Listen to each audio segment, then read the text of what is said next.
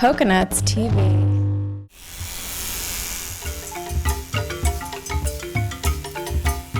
ကျွန်တော်အခုထိုးမဲ့နောက်ဆုံးအဆုံးသတ်မဲ့ tattoo ကဘာလဲဆိုတော့ဒေါ်အောင်ဆန်းစုကြည်ရဲ့ပုံပါနော်ဒေါ်အောင်ဆန်းစုကြည်ပုံအပြင်ဒါသူမရဲ့မျိုးသားဒီမိုကရေစီအဖွဲ့ချုပ်ပါတီရဲ့နော်အလံရဲ့နောက်တစ်ခုကဒီသူမရဲ့ဒီလုံးဝဟိုကဘာကျော်တဲ့စကားတစ်ခုဖြစ်တဲ့ the freedom for fear ဆိုရဲဒီစကားလုံးတွေပေါ့နော်အဲ့ဒါတွေပါတဲ့ tattoo ကိုကျွန်တော်အခုထိုးမှာခေါင်းပါတယ်ပြောရရင်တော့တကယ်ကဘာကျော်ပုဂ္ဂိုလ်တယောက်ရဲ့ပုံကိုအသားတွေနာကျင်ပြီးတော့တေးရပါအမှတ်သားဖြစ်ခန္ဓာကိုယ်မှာတင်ထားမိတဲ့အတွက်ဂုဏ်ယူပါတယ်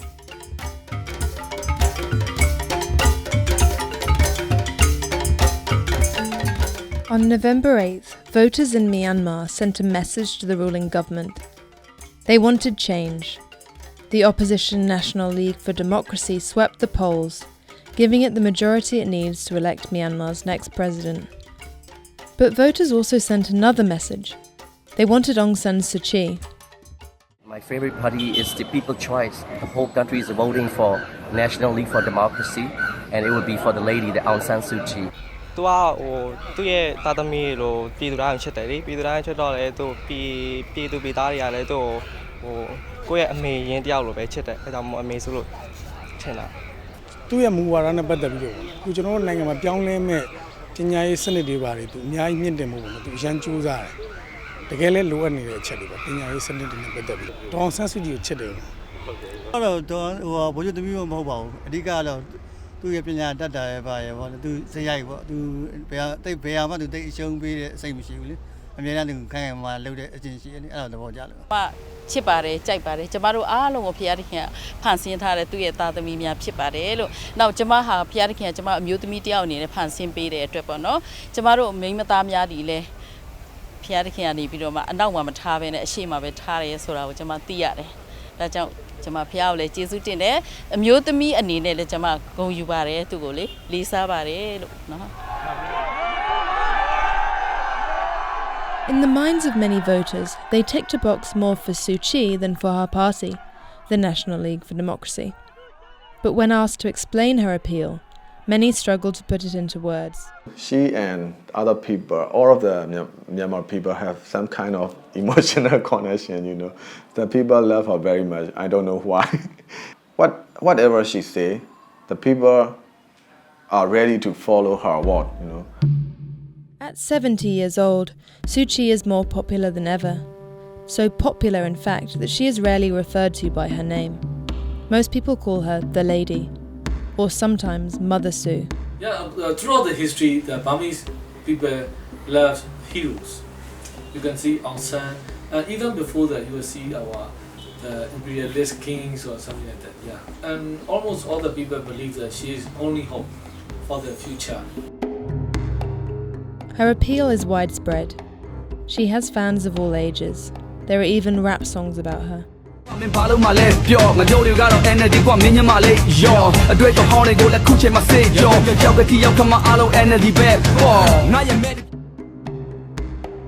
It wasn't always like this.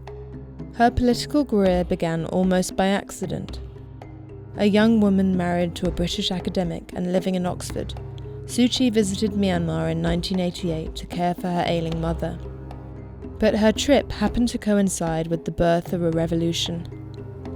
People had grown weary of the military junta who had ruled the country with an iron fist since 1962. Many turned to Suu Kyi for leadership, for no other reason than the fact that she was the daughter of the country's most famous independence leader, Aung San, who was assassinated in 1947. At the time, Suu Kyi was just 2 years old. In 1988, the speech she made in Yangon after thousands of students were slaughtered proved that she was a worthy candidate. In the years that followed, the junta imprisoned her at her Inyalake home in Yangon. From 1990 onwards, after the military stole an NLD election victory, she would spend a combined 15 years under house arrest before being released in 2010. While she was cut off from the public, the phenomenon that was Aung San Suu Kyi grew and grew. She was no longer the ascendant daughter of a famous leader. She was the ascendant leader. The world noticed. even making movies about her. As a child, she witnessed history. Violence has erupted on the streets of Rangoon.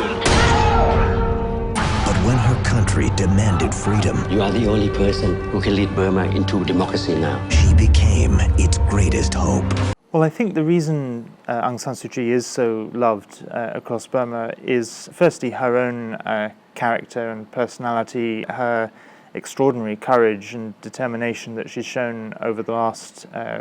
25 years, including those long periods under house arrest and her refusal to give in to the military.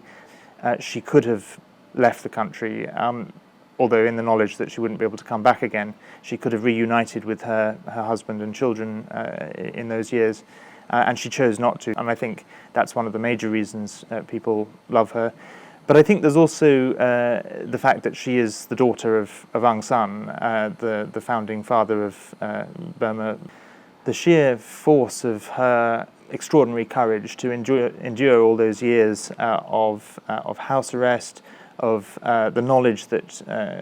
her life could be at risk. Indeed, there have been at least a couple of occasions where there were attempts on her life. And I think that determination not to give in and give up, and to use her own phrase, that freedom from fear, I think certainly puts her in the same category as Mandela and others. The fervent support made this year's election outcome a fait accompli. But even though her party has won a landslide victory, Suu Kyi can't be president. The constitution that was introduced in 2008 by the military, in their plan, there would come a point where there'd be new elections. It was quite likely that she would participate, and if she did, very likely that she would win. And so they wanted to preempt that by putting in a clause that would prevent her becoming president. Undoubtedly, that clause was designed for her, and it's a clause that says that the president cannot be somebody who has been married to a foreigner or who has dependents who are foreign citizens. And obviously she was married to Michael Harris, a British man, and her two sons have British citizenship. She has promised to occupy a position above the president, but her supporters aren't concerned about the technical details. We have to fight the dictatorship. We have to fight the so-called democratic governments. So, to do so, the only way we have to focus is to support her and to follow her lead. Her critics say the assertion betrays a dangerously undemocratic streak within the party. Members of the NLD don't hide from the description. There are two schools. One camp might think that she is stubborn, never listen to other voices, and maybe to some extent it might be true. But for the supporters of Aung San Suu Kyi, they think that without such a resoluteness, without such a firmness, she cannot lead a country. So she supported even her authoritarian style. So there are two camps. Would I have liked her to have spoken out more clearly on, for example, the Rohingya or even the wider religious intolerance? Yes, of course I would, but I also understand and recognise why she didn't. And I am encouraged in at least one interview that she gave since the election. She did then come out very strongly speaking against religious hatred and promising to protect all minorities.